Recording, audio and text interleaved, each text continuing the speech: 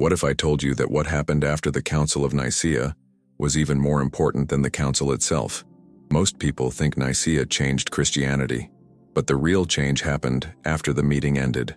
Behind closed doors, Constantine made decisions that would shape Christianity for the next 1700 years, and almost nobody talks about this part of the story. Today we're going to see what happened after Nicaea, and why it changed everything. When we think about the Council of Nicaea in 325 AD, we picture bishops gathered together, debating the nature of Christ, fighting over doctrine. We imagine theological discussions that would define Orthodox Christianity for centuries to come. And yes, that happened. But what most people don't realize is that Nicaea was only the opening act. The real drama, the real transformation of Christianity, happened in the years that followed. Constantine didn't just host a council and walk away. He stayed involved, deeply involved, in ways that would forever alter the relationship between church and state, between spiritual authority and imperial power. You see, before Nicaea, Christianity was a persecuted faith. Believers met in homes, in secret places, risking their lives for their convictions. The church had no political power, no earthly wealth, no alliance with Rome. It was pure, in a sense, untainted by the corruptions of worldly influence. But Constantine changed all of that. And what he did after Nicaea completed that transformation in ways that still echo through our churches today. Let me take you back to that moment in history. The council has just ended. The Nicene Creed has been established. Arius and his followers have been condemned. The bishops are preparing to return to their dioceses. But Constantine isn't finished. Not even close. In fact, he's just getting started. Because for Constantine, Nicaea wasn't about theology alone. It was about unity. It was about control.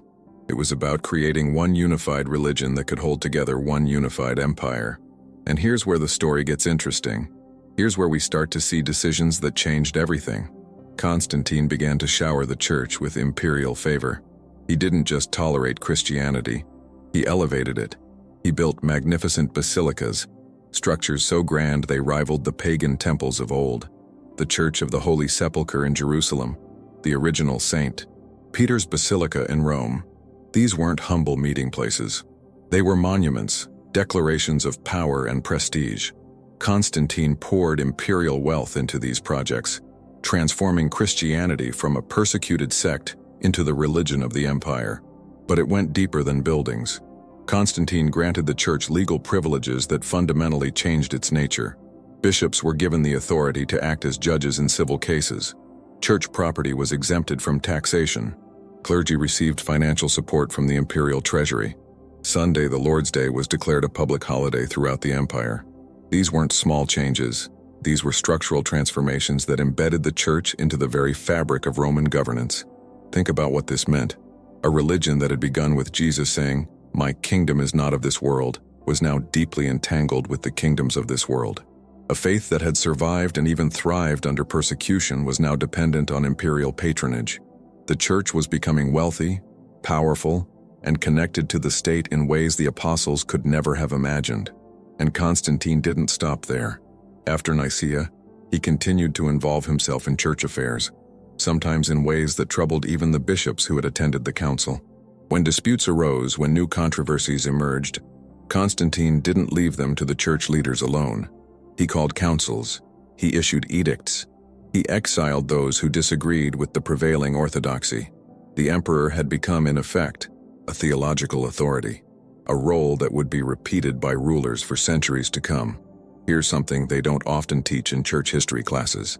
After Nicaea, Constantine actually softened his stance on Arius. Yes, the same Arius who had been condemned at the council. By the end of Constantine's life, Arius was recalled from exile, and some of his followers were restored to their positions. Constantine's own baptism, which he delayed until he was on his deathbed, was performed by an Arian bishop named Eusebius of Nicaea. This wasn't about theological conviction. This was about political pragmatism. Constantine wanted unity above all else, and he was willing to make compromises to achieve it.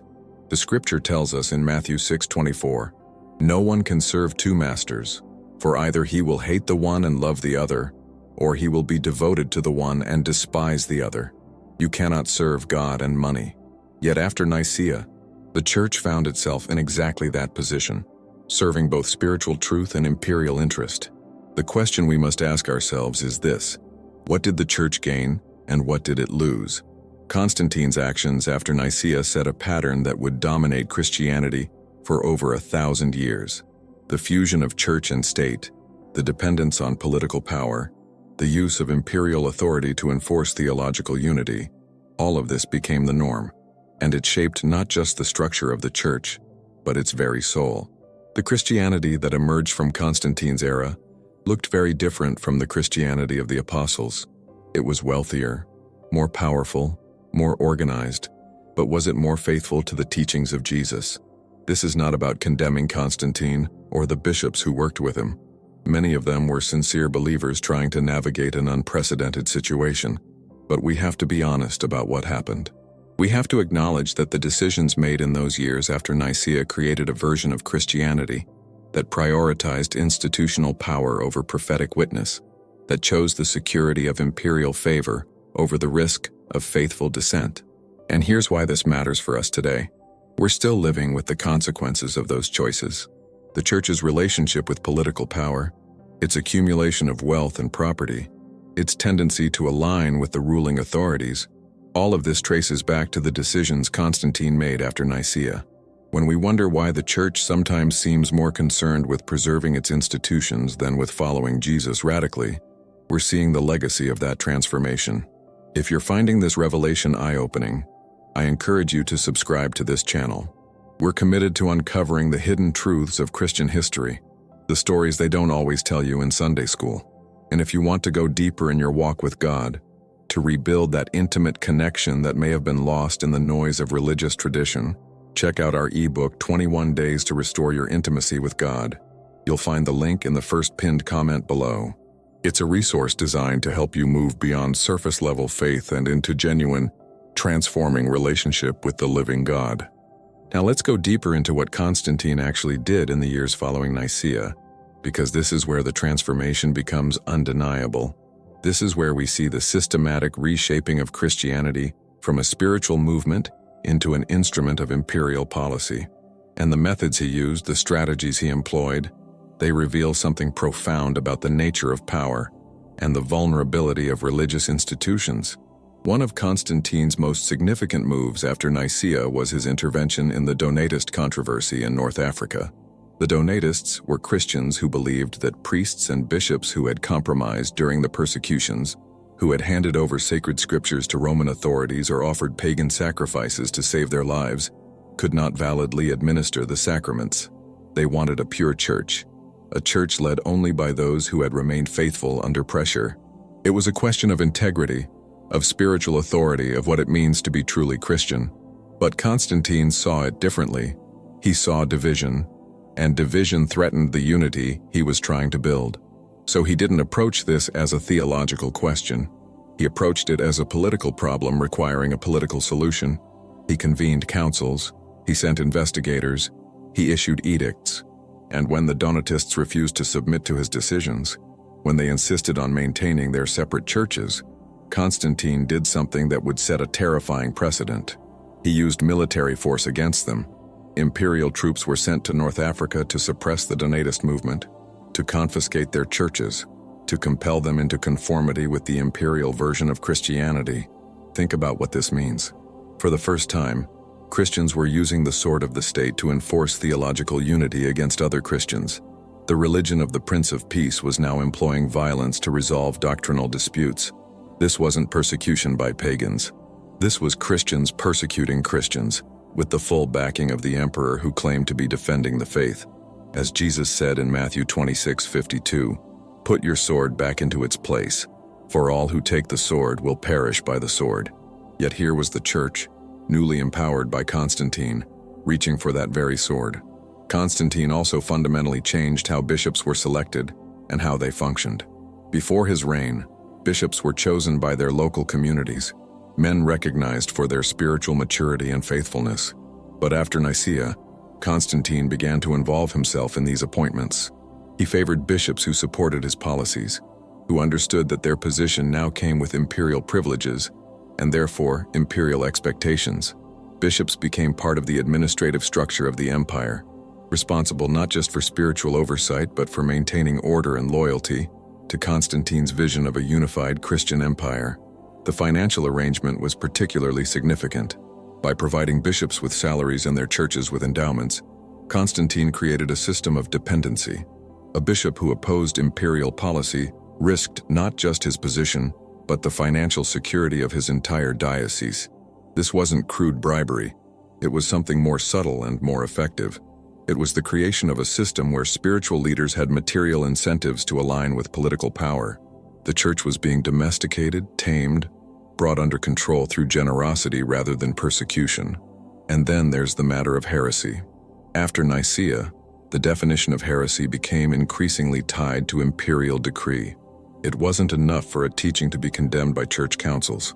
Constantine made heresy a civil offense, subject to imperial punishment. Those declared heretics could be exiled, could have their property confiscated, could be barred from holding meetings or owning churches. The state had become the enforcer of theological correctness, and the church had accepted, even welcomed, this arrangement. Consider what this did to the nature of Christian witness. In the early church, believers faced persecution from the outside. They were martyrs, witnesses who testified to their faith even unto death. But now the persecution was coming from within, from those who claimed the same Christ but wielded imperial power. The church had gone from being persecuted to being the persecutor, and it happened in less than a generation. Constantine's building projects after Nicaea deserve closer examination too. Yes, the basilicas were magnificent, but they represented more than architectural achievement. They represented a particular vision of what Christianity should be. Grand, public, impressive, aligned with imperial majesty. The simple house churches where believers had gathered for 3 centuries were being replaced by structures that looked more like Roman temples than the upper room where Jesus shared his last meal with the disciples. The very spaces where Christians worshipped were being transformed to reflect imperial values rather than gospel values. In Jerusalem, Constantine's mother Helena went on a pilgrimage that would change Christian practice forever. She claimed to have discovered the true cross, the actual wood on which Jesus was crucified. Whether this claim was authentic or not, the result was the same. It inaugurated a new era of relic veneration, of pilgrimage sites, of physical objects believed to carry spiritual power. Christianity was acquiring the trappings of the mystery religions it had once stood apart from. The focus was shifting from the risen Christ to physical objects, from spiritual transformation to religious tourism. Constantine also continued to blur the lines between Christian and pagan imagery. His triumphal arch in Rome, built after his victory at the Milvian Bridge where he supposedly saw the vision that led to his conversion, contains virtually no Christian symbolism. The coins he minted throughout his reign continued to bear pagan images even as he patronized the church. He retained the title Pontifex Maximus, the chief priest of the Roman pagan religion until his death. Constantine was creating a synthesis, a blending of Christian and imperial Roman religion that would make Christianity more palatable to the pagan majority of the empire. And here's something that rarely gets discussed. Constantine delayed his own baptism until he was on his deathbed in 337 AD. Why would the great Christian emperor, the man who convened church councils and built basilicas, wait until the last possible moment to be baptized? Some historians suggest he wanted to ensure all his sins were washed away at once, with no time to accumulate new ones. But others see something more cynical. By remaining unbaptized, Constantine maintained his freedom to act as an emperor, to make the morally compromising decisions that ruling an empire required, without being bound by Christian ethical standards. The scripture tells us in James 4:4, "Do you not know that friendship with the world is enmity with God? Therefore, whoever wishes to be a friend of the world makes himself an enemy of God." Constantine's Christianity was very much a friendship with the world, an accommodation to worldly power and worldly values. And the church, seduced by the sudden reversal from persecution to privilege, largely went along with this accommodation. What Constantine did after Nicaea was create a new kind of Christianity, one that could serve the needs of empire. It was a Christianity of councils and creeds, of basilicas and bishops with civil authority, of theological conformity enforced by imperial power. It was successful in many ways. It spread the Christian message throughout the known world. It preserved important theological truths through tumultuous times, but it also compromised something essential, something that can't be easily recovered once lost. The pattern Constantine established, this fusion of spiritual authority and political power, would shape Christian history for the next 1500 years. From the medieval church-state to the divine right of kings to the religious wars of the Reformation era, we see Constantine's legacy playing out again and again. The church learned to rely on political power, to seek the patronage of rulers, to use the mechanisms of state to advance its interests. And in the process, it often lost sight of the radical, subversive, world-transforming message of Jesus. So what does all of this mean for us today? Why does it matter what Constantine did 17 centuries ago? Because we're still living in the world he created. We're still dealing with the consequences of those decisions made in the years after Nicaea. The Christianity most of us inherited, with its grand buildings and institutional structures, with its comfortable relationship to political power, with its tendency to prioritize unity and order over prophetic witness, this is Constantine's Christianity. And until we understand that, until we see how far we've drifted from the simplicity and radical faithfulness of the early church, we can't fully recover what was lost.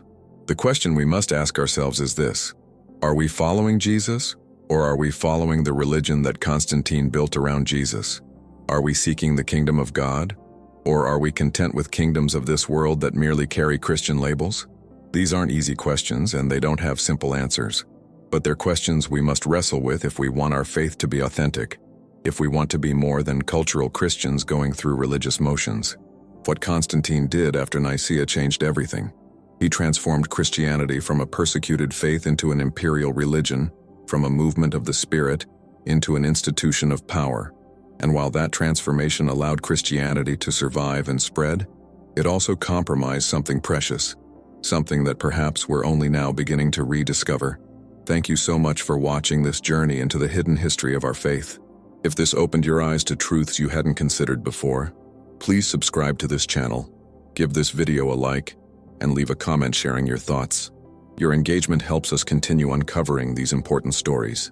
And if you're hungry for a deeper, more authentic relationship with God, beyond the religious structures and traditions, I invite you to check out our ebook, 21 Days to Restore Your Intimacy with God, in the first pinned comment.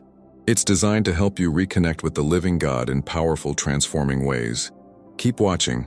More revelations are coming in the next videos on your screen. God bless you.